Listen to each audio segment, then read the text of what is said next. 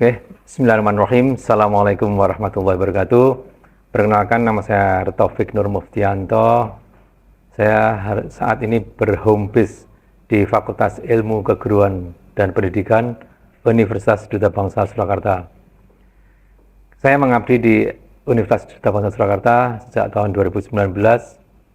Kemudian pada kegiatan yang selanjutnya adalah mengajar di FKIP, Fakultas Keguruan dan Ilmu Pendidikan, di program studi PGSD. Program PGSD bagian daripada FKIP, di mana saya mengajar di mata kuliah Manajemen Pendidikan, di dalam berbobot adalah 3 SKS.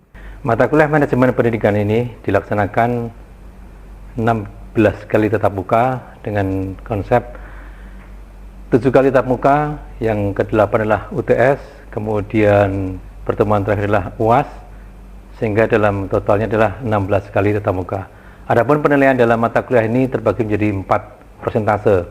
Yang pertama, presensi 10%, tugas 20%, UTS 30%, dan UAS 40%. Manajemen pendidikan memberikan sebuah kontribusi pada satu sisi bahwa pengembangan diri dan karir akan menentukan langkah ke depan. Salah satu di antaranya adalah bagaimana dalam konsep manajemen pendidikan menggunakan grand theory. Grand theory yang dilaksanakan pada kegiatan mata kuliah ini meliputi yang pertama adalah learning behavioristik, kemudian yang kedua adalah kognitivisme, yang ketiga adalah konstruktivisme, yang terakhir adalah humanistik. Dalam kegiatan pembelajaran di manajemen pendidikan, maka diharapkan mahasiswa mempunyai sebuah inovasi. Bagaimana menjadi seorang guru yang berprofesional dengan mengangkat 4 hal tadi. 4 hal itulah yang akan menjadikan sebuah kegiatan di mana dalam pembelajarannya saya menggunakan metode WBL NGI atau Work Based Learning dan Group Investigation, mana di dalam tatarannya adalah mahasiswa kita berikan materi, kemudian bagaimana dia mempunyai sebuah base learning-nya. Setelah ada base learning, kita group investigation, kita buat kelompok untuk mencerna, mendiskusikan, dan pada akhirnya telaah daripada GI atau group investigation ini menghasilkan sebuah conclusion. Hal inilah yang menjadikan program pendidikan guru sekolah dasar di Fakultas Keguruan Ilmu Pendidikan ada nuansa bahwa konsep group investigation dan WBL ini memberikan warna di mana mahasiswa bisa mengimplementasikan serta mengaplikasikan bagaimana manajemen pendidikan bisa dilaksanakan dengan baik dan benar. Yang selanjutnya, manajemen pendidikan daripada grand teori pendekatan tadi, yang pertama adalah behavioristik. Mahasiswa diharapkan bisa memahami bagaimana perilakunya, bagaimana kegiatan yang berlangsung, mahasiswa bisa memahami menjadi guru yang terlatih dan terdidik serta berperilaku yang santun. Banyak sekali fenomena yang terjadi, guru yang berperilaku kurang baik karena belum memahami konsep grand teorinya dalam manajemen pendidikan, yaitu adalah behavioristik. Maka harapannya adalah bagaimana behavioristik ini diimplementasikan dan diaplikasikan menjadikan sebuah kegiatan yang bisa menghasilkan profesional guru yang berperilaku baik dan benar. Yang kedua adalah konstruktivisme. Konstruktivisme adalah membentuk, mengkonstruk, mendesain bahwa mahasiswa PGSD dari Fakultas Keguruan Ilmu Pendidikan Universitas Duta Bangsa mempunyai desain mengkonstruk, membentuk bahwa karakter daripada pengembangan diri akan memunculkan self-confidence, kepercayaan dirinya. Sehingga harapannya dengan pendekatan grand teori yang kedua, konstruktivisme, bisa menjadikan pegangan bahwa guru profesional tidak hanya pada satu sisi mempunyai hard skill, dia punya soft skill-nya juga. Yang ketiga adalah kognitivisme. Kognitivisme diharapkan dalam mata kuliah manajemen pendidikan ini mempunyai pemahaman, knowledge, pengetahuan dalam hal semua kegiatan yang akan dilaksanakan nanti. Karena guru, profesi pendidik menjadikan lebih kompleks di mana harus memahami, mengerti apa yang harus disampaikan pada audiensnya atau siswanya. Nah inilah dalam manajemen pendidikan, di dalam ranah pengembangan diri dan karir melalui kognitivisme diharapkan mahasiswa mengerti akan ilmunya, bagaimana cara melaksanakan, bagaimana cara mengimplementasikan, dan bagaimana cara memahamkan dan memberikan pengertian kepada siswanya. Yang terakhir adalah pendekatan grand theory humanistik atau humanisme. Sangatlah penting dalam manajemen pendidikan ini diharapkan mahasiswa yang outputnya nanti menjadi seorang guru profesional mempunyai rasa humanistik, artinya bisa memanusiakan manusia. Bagaimana kita bisa mensikapi bahwa seorang guru yang profesional tidak merendahkan pada satu sisi orang lain, tapi bisa mengangkat ilmunya sesuai dengan bidangnya. Sehingga mahasiswa di sini akan mengerti dan memahami bahwa humanisme memanusiakan manusia akan menjadi basic education ke depan lebih baik lagi. Yang selanjutnya dalam manajemen pendidikan ini tentunya akan merangkum semua kegiatan yang ada dan akhirnya conclusion atau kesimpulan yang ada. Yang pertama, mahasiswa harus mempunyai self-confident, percaya diri, harus mempunyai attitude atau sikap, minat dan bakat, bagaimana kita bisa menganalisis hal yang ada dalam pengembangan diri karirnya, dan yang keempat, bagaimana kita bisa memanusiakan manusia atau humanistik.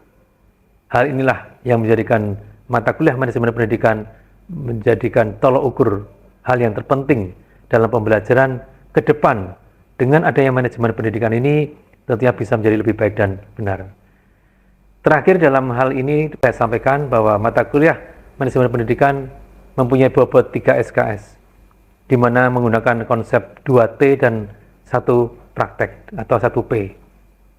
2T ini tentunya dijelaskan bagaimana mahasiswa bisa mendiskusikan materi yang disampaikan. 1P prakteknya adalah bagaimana mahasiswa bisa mengaplikasikan apa makna daripada grand theory, apa makna yang telah disampaikan di depan. Sehingga bobot 3 SKS ini akan bisa menjawab tantangan.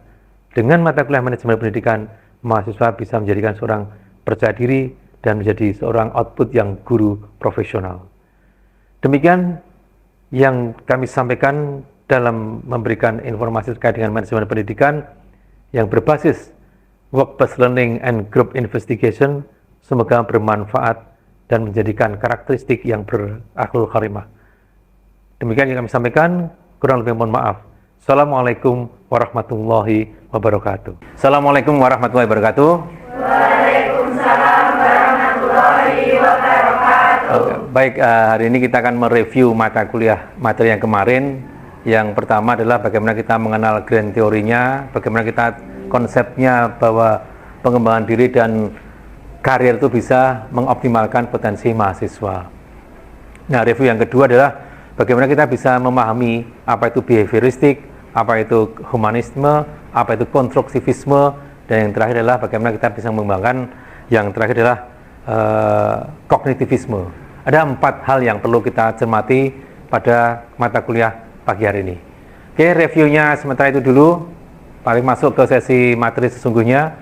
Selanjutnya adalah bagaimana kita bisa mengenal apa itu pengembangan diri. Optimalisasi pada pengembangan diri adalah bagaimana kita meningkatkan soft skill-nya. Bagaimana kita bisa mengetahui potensi diri dan emosionalnya.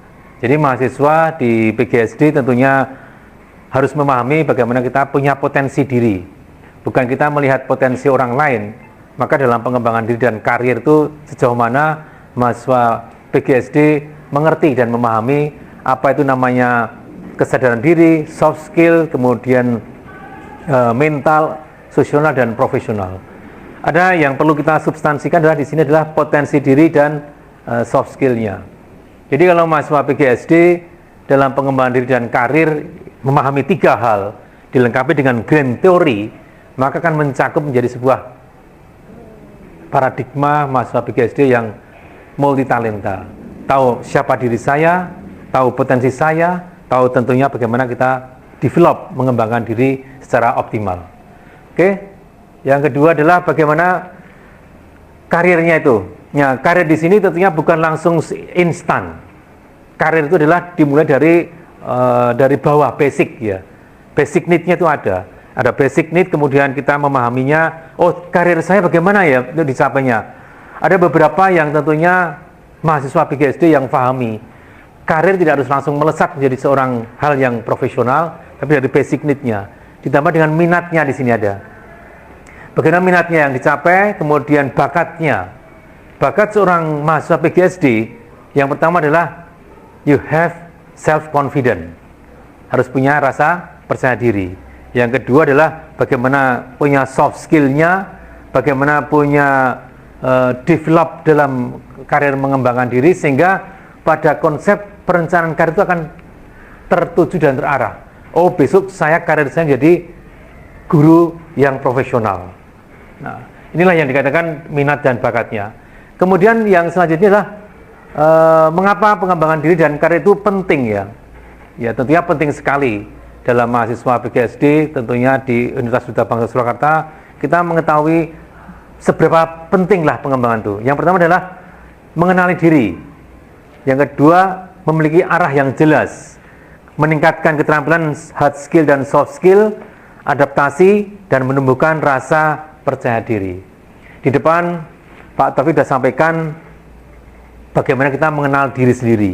Oh, ternyata mahasiswa PGSD punya mengenal diri sendiri itu adalah apa? Yang mempunyai rasa percaya diri di sini. Kalau nggak ada rasa percaya diri, maka karir kita, pengembangan kita akan mengalami down. Tetapi kalau kita punya mengenal diri sendiri secara optimal, mengenal diri sendiri adalah saya tidak malu menjadi guru, saya tidak malu menjadi seorang mahasiswa PGSD, maka akan muncul pengembangan dirinya secara konkret. Maka pentingnya itu. Yang kedua adalah arah yang jelas. Seorang mahasiswa PGSD tentunya mempunyai arah yang jelas. Apa arahnya? Goalnya adalah menjadi seorang guru yang profesional, bukan guru yang instan. Guru profesional seperti apa? Punya dua hal, punya soft skill dan hard skill. Kalau kita mahasiswa PGSD kemudian tidak memahami arah dan tujuannya, hard skill-nya tidak punya, soft skill-nya mengalami tidak ada kemampuan, maka pengembangan dirinya tidak akan menjadi hal yang terpenting. Yang terpenting adalah mahasiswa punya soft skill yang kuat. Nilai bagus, soft skill bagus, maka pengembangan diri dan karir dalam konsep manajemen pendidikan akan mengarah pada goal-nya yang bagus. Yang keempat adalah adaptasi. Jadi kalau pengembangan karir dan adaptasi adalah kita tahu situasional, cepat memahami bagaimana lingkungan di sekitarnya. Oh, besok jadi guru, punya keterampilan apa? Cepat adaptasi. Adaptasinya seperti apa? Bagaimana kita adaptasi yang fleksibel, bukan adaptasi yang sifatnya dipaksakan. Karena mahasiswa PGSD sangatlah fleksibel dalam intuisi time, waktunya, fleksibel dalam hal humanistiknya, fleksibel dalam hal komunikasinya. Dari kelima ini maka terangkumlah jadi sebuah grand teori. Nah, grand teori yang kita kenal dalam karir ini adalah yang pertama adalah kita punya namanya behavioristik. Learning teorinya adalah behavioristik. Yang kedua adalah konstruktivisme. Yang ketiga adalah kognitivisme. Yang keempat, bagaimana kita bisa menciptakan sifatnya adalah grand teori yang bisa mencakup semuanya. Nah, inilah yang Pak Taufik sampaikan dalam mata kuliah di awal ini, sehingga mahasiswa PGSD akan bisa memahami namanya grand teori. Grand teorinya ada beberapa yang perlu disikapi nanti. Nah, itu tentunya bisa dilanjutkan pada sesi bahwa refleksi diri, ada beberapa langkah-langkah dalam pengembangan diri dan karir. Ini tercakup dalam grand teori. Apa grand teori yang keempat? Humanistik. Jadi ada 4 grand teorinya. Humanistik itu apa, Pak? Humanistik adalah bagaimana kita memanusiakan manusia. Mengenal refleksi diri. Grand teori adalah behavioristik. Behavioristik itu apa? Perilaku. Teorinya adalah teori behavioristik, teori perilaku. Refleksi diri ini masuk dalam behavioristik. Bagaimana kita bisa mengenal kelebihan dan kelemahan pada diri sendiri. Behavioristik. Humanistiknya gimana Pak? Menghormati, artinya memanusiakan manusia. Mahasiswa PGSD ya minimal itu punya konsep behavioristik yang positif, mempunyai konstruktivisme yang optimal, mempunyai kognitivisme yang optimal, dan tentunya dibalut dengan konsepnya bahwa konsepnya humanistik ini adalah memanusiakan manusia menjadi seorang guru yang profesional. Oke. Dilanjutkan lagi bahwa dalam kaitannya di sini mahasiswa, tentunya dalam konsepnya pengembangan diri dan karir dalam manajemen pendidikan, kita harus punya analisisnya. Analisis yang pertama adalah kita menggunakan SWOT. SWOT itu adalah akronim ya. Yang pertama adalah strengths, weakness, opportunities, dan threats. Saya kira mahasiswa sudah paham semuanya SWOT itu ya. Maka konsepnya adalah kekuatan, apa yang menjadi kelebihan dan keunggulan diri kita masing-masing. Yang kedua adalah apa yang perlu kita perbaiki kelemahannya. Oh, saya punya kelebihan. Orang melihat kelebihan bukan dari kita, tapi orang lain yang melihat kita kelebihannya. Jadi kalau kelemahan, pasti kita yang tahu. Oh, kelemahan saya adalah A, B, C, dan seterusnya. Yang ketiga adalah opportunities, peluang. Kesempatan apa yang bisa dimanfaatkan untuk berkembang. To develop educational. Mahasiswa PGSD bisa mengembangkan, bisa punya peluang. Yang keempat adalah threat, ancaman. Kira-kira hambatan apa ya dalam perkembangan mahasiswa PGSD besok menjadi seorang guru yang profesional? Adakah hambatannya? Pasti ada hambatannya. Maka beberapa poin yang penting dalam SWOT ini adalah bagaimana kita memahami kelebihan kita, bagaimana kita mengetahui kelemahan kita, bagaimana kita punya opportunities, peluang kita. Dan terakhir adalah kita tahu hambatan dan kendala ke depan. Guru yang profesional seperti apa?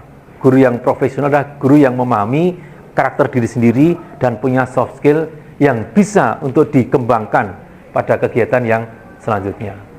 Nah, inilah analisis SWOT yang Pak Taufik sampaikan pada sesi mata kuliah di sini, sehingga mahasiswa akan bisa memahami dalam konsep manajemen pendidikan ada pengembangan karir, bagaimana kita mengetahui optimalisasi diri sendiri, dan tentunya mahasiswa bisa menganalisis dari sisi bahwa saya punya kelebihan apa toh. Yang kedua adalah saya punya kelemahan seperti apa yang perbaiki. Yang ketiga tentunya punya peluang yang banyak. Peluangnya bisa menjadi sebuah talenta, manakala seorang guru yang profesional bisa menjadi guru yang lebih aktif. Dan yang terakhir adalah threats. Seberapa besar hambatan dalam mengembangkan menjadi seorang guru nanti.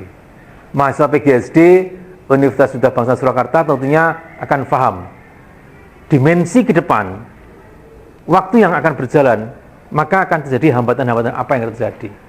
Nah, ini perlu dianalisis, dibuka bagaimana kita bisa mensolusikan hambatan yang terjadi. Baik, analisis SWOT sudah kita pelajari, maka mahasiswa berhak memahami juga namanya implementation.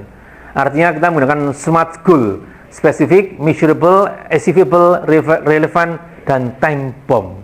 Time bound, waktu di tempat. Bagaimana kita measurable, ukurannya sejauh mana. Spesifikasi adalah karakteristiknya. Relevan adalah yang selinier relevan.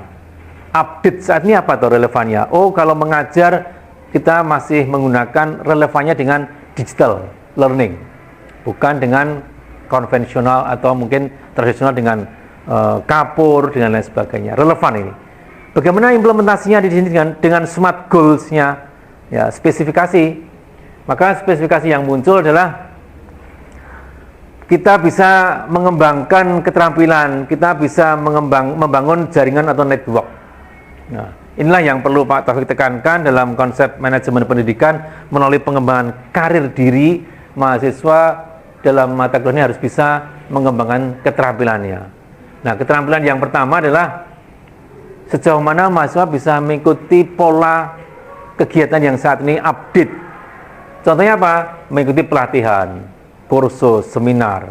Maka akan didapatkan soft skill, ilmu daripada pelatihan yang ada. Ada short course ya, pelatihan jangka pendek dan seminar.